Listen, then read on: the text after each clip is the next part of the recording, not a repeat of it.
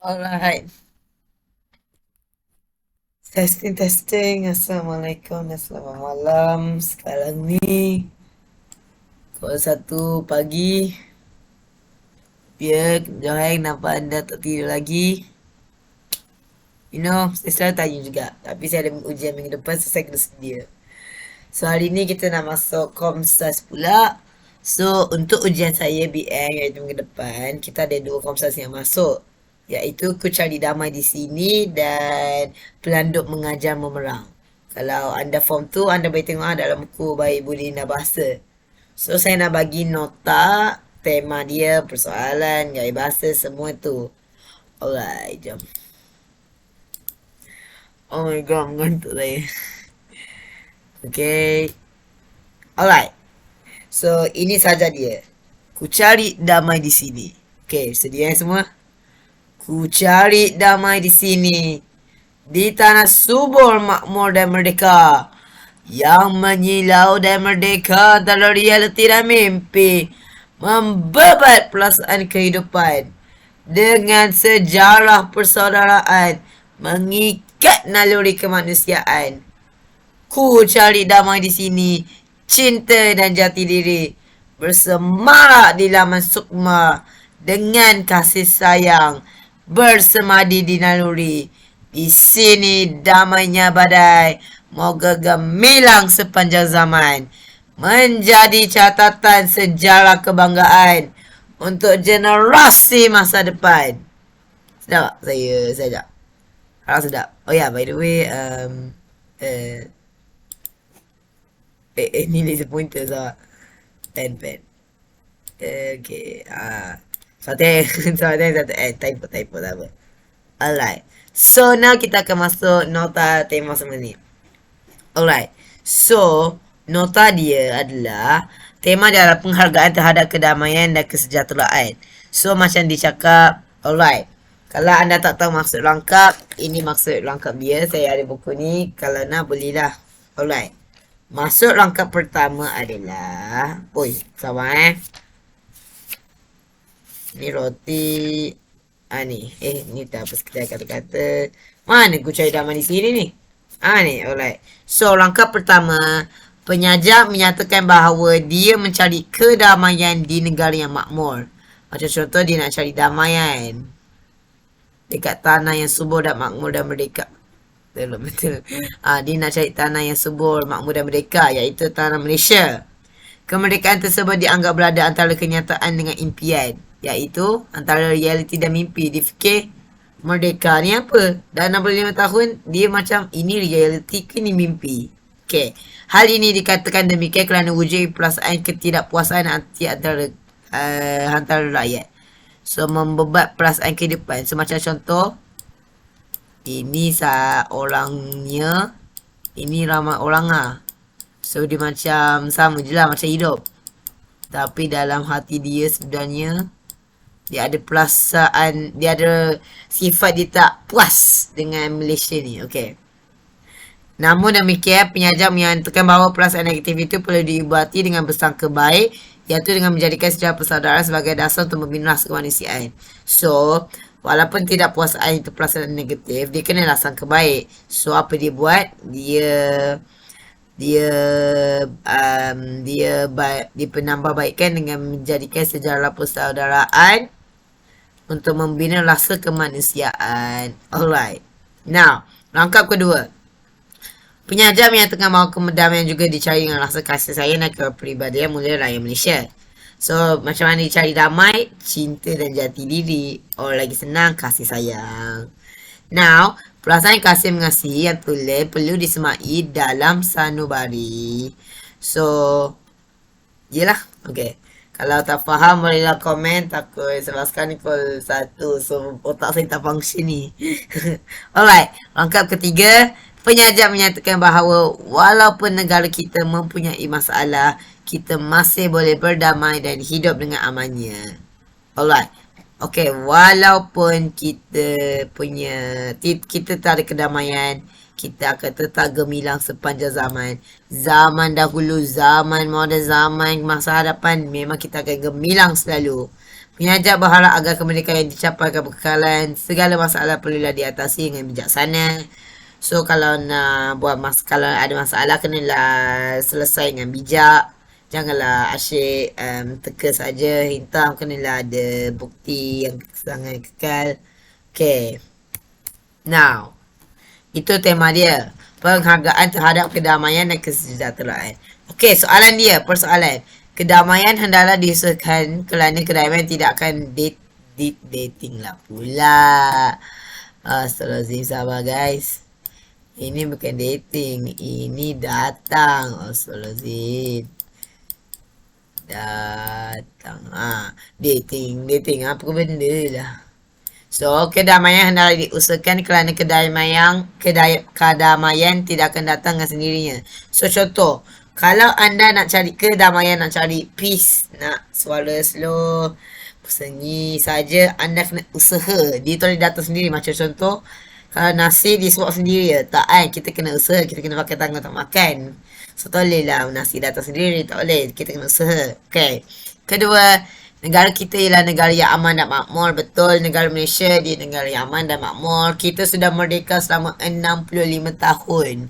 Kita dijajah oleh Portugis, Belanda, Jepun, Inggeris. 400 tahun now. And then 31 Ogos 1957 kita merdeka. Betapa hebatnya Malaysia. Okay. Kemerdekaan adalah diperjuangkan agar boleh oleh kemajuan. So, kita 31 Ogos 1997 kita merdeka. Dan kita kena juangkan, kita kena bawa ni kepada zaman moden. Kita kena ingat kenapa negara Malaysia ni dulu pernah dijajah dan sekarang sudah jadi negara merdeka. Negara Malaysia yang hebat. Okay. Keempat, kedamaian akan wujud dengan adanya nilai kasih sayang. So, contoh kalau anda nak ada kedamaian, sunyi sepi, bertenang-tenang, anda kena ada nilai kasih sayang. Bukan kasih sayang kapal-kapal kat sekolah, bukan. Kasih sayang yang macam saya sayang kehidupan, apa yang diberi. Okay, kemerdekaan negara kita ini akan Astaghfirullahaladzim. Akan menjadi kebanggaan generasi akan datang. So, kita tahu 31 Ogos 1957 kita merdeka. Kita nak tengok generasi masa hadapan, kita nak mana kita bangga. Kenapa kita Malaysia merdeka? Anda tahu tak, jika kita tak bangga dengan Malaysia, buat apa merdeka 31 Ogos 1957? Itulah kenapa kita sambut bulan merdeka. Kita kibarkan, kita nyanyi lagu negaraku dengan semangat. Okay, nak bentuk. Ada 3 rangkap. Yes, betul. 1, 2, 3. Bilangan baris setiap rangkap tidak sama, betul. Ini ada 6, ini ada 5, ini ada 4. Okay. Panjang pendek baris tidak sama, ya. Ini yang pendek-pendek, ada yang panjang-panjang. So, okay. Jumlah suku kata berlainan, ya. Ini ada 4, ini ada 6, ini ada 8. Okay. Berbentuk bebas, so kalau sabar bagi saya padam ni. Okay.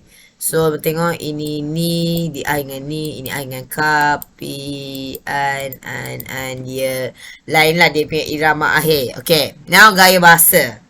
Alright, kebanyakan orang akan tak tahulah apa maksud paradox, hyperbola, metafora, repetisi. Kita akan masuk itu nanti, so kita akan teruskan. Sabar dah, sebab ada link. Saya nanti letaklah link dalam description. Okay, nilai. Okay, pertama kita kena ada rasa kesyukuran. kita merdeka. Kita kenalah bersyukur untuk merdeka. Kita merdeka. Kita kena syukur. Kita negara Malaysia kena bangga. Kita tak payah bangga negara lain. Kau kena ingat, kita Malaysia ni anak bagus. Kita anak Malaysia. Okay. Kedua, hormat menghormati. Kita mestilah hormat antara satu sama lain. Sebab jika kita hormat orang lain akan hormat kita. Okay. Patriotism. Kita mereka. Kita lah kena ada patriotism. Dan 4, keinsafan. Kita kenalah rasa insaf. Kita kenalah sayang Malaysia. Cintakan Malaysia. Cintakan negara kita. Jangan cintakan negara orang lain pula. Alright, bagi saya. Mana? Okay. Bagi saya pindah ni sekejap. Alright. Pengajaran. Kita mestilah berusaha untuk mendapatkan dan mengkalkan kedamaian. So, contoh. Kalau kau dah dapat kedamaian, kau kena kekalkan. Kalau kau nak kita ni gembira, kita bangga, kita kena kekalkan, kita kena usaha untuk mengekalkan kedamaian itu. Okay, B. Kita dalam menghargai kemerdekaan negara. Kebanyakan bila anda remaja, anda tak kisah pun merdeka ke tak. Diorang akan tengok TikTok lah, Instagram, tengok orang joget. Tak ya. Anda sebagai anak Malaysia, kita kena jaga negara Malaysia. Kita kena jaga nama baik negara kita. Kita kena tahu, kita kena hargai negara Malaysia. Kita tak payah tengok negara lain, tak payah dengar lagu, tak payah lagu Korea. Anda nyanyi lagu negara aku dengan semangat, anda dah maksud hargai kemerdekaan negara. So kalau nyanyi lagu negara aku kat sekolah, biarlah nyanyi tegak-tegak, tangan je kat poket, tangan kat sisi, nyanyi dengan penuh semangat. Itu maksudnya anda hargai negara kamu. Okay, C. Kita dalam memastikan kedamaian negara terus berkekalan. Nanti kan anak muda baru akan datang. Kita dulu anak muda, saya 14, so saya anak muda sekarang ni, saya belum jadi ayah lagi. So saya nak banggakan negara kita. So kita kena kekal kita punya kedamaian. Okay, D. Kita dalam menyelesaikan sebarang krisis dengan bijaksana. So kalau anda nak contoh musuh nak jajah kita, kita kenalah selesaikan dengan bijak. Jangan asyik macam sukarela nak kena naung. So kita kena fikir bijak. Contoh mencuri. So contoh ada orang macam mana okay, contoh ada orang ni ada orang tengah buat ancaman. Kita kenalah fikir logik. Adakah kita nak lari atau kita nak lawan? Kita kena fikir secara bijak. Okay, E. Kita perlu menjaga negara kita dengan baiknya untuk diwariskan pada generasi akan datang. Sama macam C. Kita kekalkan untuk generasi masa depan. Alright, itu kecairaan di sini. So, ini untuk bentuk yang tak tahu, kita ada paradox, hyperbola, metafora dan repetisi kan. So, ini link dia. Sabar. Keep lah. Alright, so bagi saya copy link ni.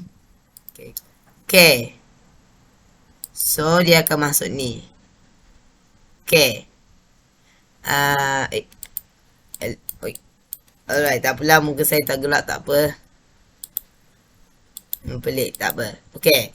So, kita ada maksud personifikasi. Last time, kita ada personifikasi. Ni, personifikasi tak ada. Alright. And then, metafora. Okay, metafora ada. So, metafora contohnya laman sukma. Laman sukma maksud. Okay, so apa maksud dia? Perbandingan terus atau secara langsung yang menggabungkan satu perkataan konkret dengan perkataan abstrak. Contohnya, lautan fikiran maksudnya berfikir secara terbuka, rimba kehidupan yang penuh cabaran, dan api kemarahan berasa sangat merah, marah-marah. Alright, and then hyperbola, kita ada hyperbola. Contoh hyperbola adalah membuat perasaan kehidupan. Okay, apa maksud dia? Perbandingan yang dibuat untuk sesuatu keadaan, peristiwa yang keterlaluan atau melampau. So, contoh cerita-cerita yang menggunung tinggi, keyakinanku menggegar dunia, hatiku dilambang gembira. Alright. Lepas tu kita ada repetisi. Repetisi contohnya adalah aku cari damai di sini, langkah 1/1, langkah 2/2. So, repetisi maksud dia ulangan kata dalam baris. Contoh, kalau tengok langkah 1, baris 1, aku cari damai di sini. Langkah kedua, baris 1 pun sama juga. So kalau anda tengok ke sini sama je. So ni baris langkah 1/1, ni langkah kedua baris 1. So sama lah dua-dua ayat tu. Alright, dan last sekali adalah paradox. So paradox maksud dia adalah bahasa yang menunjukkan unsur yang bertentangan dalam sebaris ayat. Contoh, aku senyum dalam tangisan, dalam kesepian di tengah keriuhan, kata harta namun miskin budi pekerti. Alright, now kita akan masuk pelanduk mengajar memerang. Okay, so pelanduk mengajar memerang ni cerita lah. So rasanya tak payah lah kan. Wow, handsome kat saya. Tiba. Okay, so alright, pen. Okay, so tema dia adalah balasan terhadap golongan yang menganiahi golongan lain. So, dihina golongan itu. Okay, soalan dia A. Sikap tamak untuk mendapatkan sesuatu. So, maksudnya dia rasa tamak. Dia nak duit, dia akan tamak, dia tak nak share-share. Kedua, pengaduan dilakukan pada pihak kuasa macam contoh Perdana Menteri, Sultan, Raja. C. Pengadilan memerlukan saksi. So, kalau nak buat pengadilan, kenalah ada orang tengok saksi.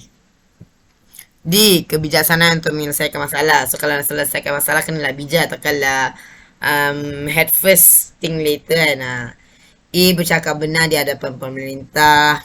So, kita kena jujur lah apabila duduk depan raja kita.